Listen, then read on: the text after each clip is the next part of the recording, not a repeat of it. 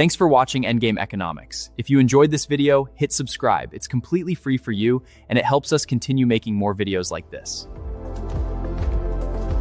Welcome to this explainer. Today, we're decoding the severe, almost unbelievable arithmetic behind Cuba's 2026 economic collapse.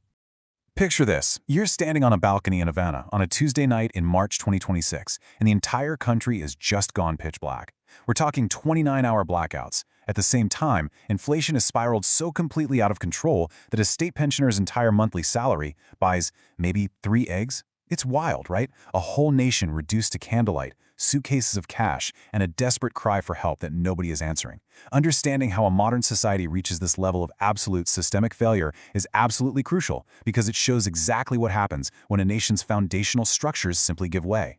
To make sense of this, we're going to treat this crisis like a cascading domino effect. We'll be looking at 6 key pillars: the foreign patron dependency, the dual currency illusion, collapsing lifelines, the dark grid, the private sector experiment, and finally, a country disappearing. All right, let's jump right into pillar number 1, the foreign patron dependency. You see, the modern Cuban economy suffers from an original sin. It's literally a centuries-old habit of relying on a foreign sugar daddy to keep the lights on. The economy has actually never truly been self-sustaining. It just hopped from one backer to the next. In the 1950s, it was American capital and tourists. By the 80s, it was massive Soviet oil subsidies, which, by the way, made up a quarter of their entire GDP. Then, starting in 2004, they leaned incredibly hard on Venezuelan crude oil. But by 2026, the music stopped. The nation simply ran out of patrons to bail them out. Now, you literally can't talk about this crisis without addressing the elephant in the room, the U.S. embargo. Looking at it impartially, the regime argues the embargo has cost them roughly $1.5 trillion. And honestly, they're absolutely right that it severely cripples their access to international banking and major institutions like the IMF. But here's the reality check. Cuba legally trades with over 100 other nations, including massive economic powerhouses like China and the EU. So yes, the embargo definitely amplifies the pain, but it doesn't really explain why a country trading globally can't grow its own food, or why its internal state enterprises operate at such massive losses. Which brings us to our second pillar, the dual currency illusion. Let's see how they tried to hide that economic rot. For decades, state enterprises relied on this bizarre, complex two-currency trick. Basically, they used an artificial one-to-one exchange rate with the US dollar to look incredibly profitable on paper. Meanwhile, the rate for the general public sat way over at 24-to-1. It was a massive economic black hole hiding in plain sight.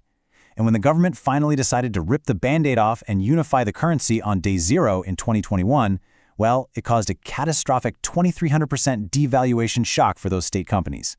Fast forward to early 2026, and the informal market rate has skyrocketed to 500 pesos for a single dollar. To try and survive this brutal cash crunch, the government literally invented a whole new currency called the MLC. Think about how crazy this is for a normal citizen. It's essentially a virtual currency, created purely to capture actual hard cash from relatives living abroad, which Cubans could then spend in specific state-run stores just to get basic goods. But today, even that digital illusion is evaporating.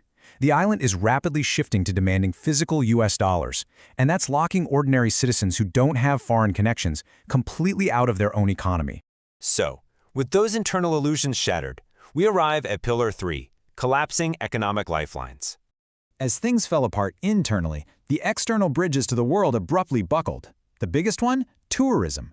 This was supposed to be the economy's knight in shining armor, the bridge that could survive any embargo. But instead, take a look at this. From a historical peak of 4.7 million visitors back in 2018, it just fell completely off a cliff, dropping down to a mere 1.8 million by 2025. And that massive contraction dragged hundreds of thousands of local jobs right down with it. And you know, the downstream effects of this are just wild. By early 2026, the country's airports literally ran out of jet fuel. Tourists were just stranded. Because of that mess, 11 international airlines suspended their flights to the island entirely.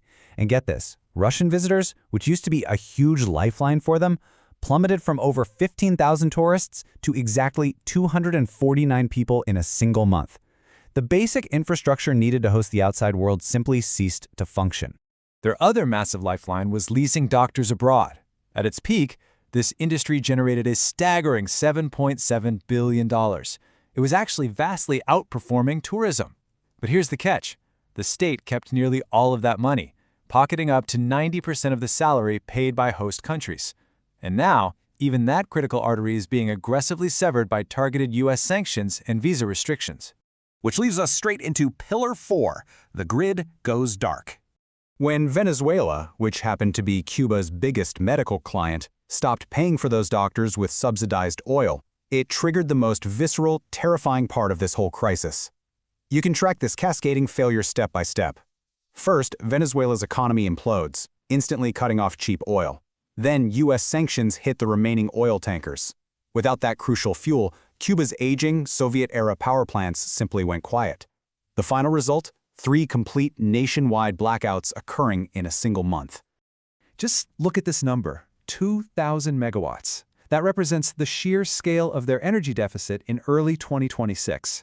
2,000 megawatts is literally half of the country's entire peak demand. I mean, think about that. When you cut half the power to an entire nation, you freeze everything. We're talking emergency generators keeping hospitals running, right down to the basic water pumps keeping cities hydrated. Everything just stops. Okay, moving to Pillar 5, the private sector experiment. Let's look at their reluctant embrace of capitalism. You'd really think a government sitting in literal darkness would step back and say, okay, let's let our people fix this. And driven by sheer political panic, after historic protests in July 2021, the state finally did allow private businesses, known as MSMEs, to operate legally. The response was incredible.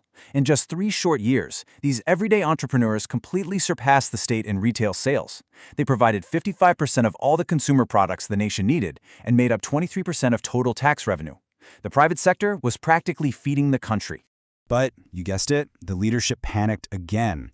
Fearing this booming sector was becoming a parallel power base, they started shutting them down instead of letting them grow. The justification? Flimsy administrative excuses like deficient accounting. So they are stuck in this impossible, tragic contradiction. They are terrified of letting the private sector thrive, yet they desperately, fundamentally need it to function. And this constant stifling of opportunity leads us to our final pillar, a country disappearing. This is where the mathematical reality of the collapse gets truly devastating. With literally no economic exits and infrastructure crumbling around them, citizens are voting with their feet in historic numbers. To put this into perspective, this modern exodus dwarfs the famous 1980 Mario boat lift by a factor of 10. And here's the absolute kicker. 77% of the people leaving are working-age adults. They're completely hollowing out the tax base, leaving behind an incredibly aged population. In fact, the median age in Cuba is now 42.2, which makes it the oldest in all of Latin America. 71,374. That's the total number of births in Cuba for the entire year of 2024. Just let that sink in for a second. Actually, scratch that. Let's put it into historical context. Fewer babies were born recently than in the year 1899, right after a brutal war for independence, when the population was a tiny fraction of what it is today. Why does this matter? Well, an economy simply cannot be rebuilt if there is literally no next generation around to build it. Which leaves us with this final provocative thought. Can an economy survive if the country itself disappears? Because what we're looking at isn't just a severe recession, it's a complete, existential, systemic collapse. When a nation loses its workforce, its youth, and its foundational infrastructure all at exactly the same time, we really have to wonder if there will even be a country left for an economy to belong to. Thanks so much for joining me for this explainer. Keep questioning the data, and I'll catch you next time.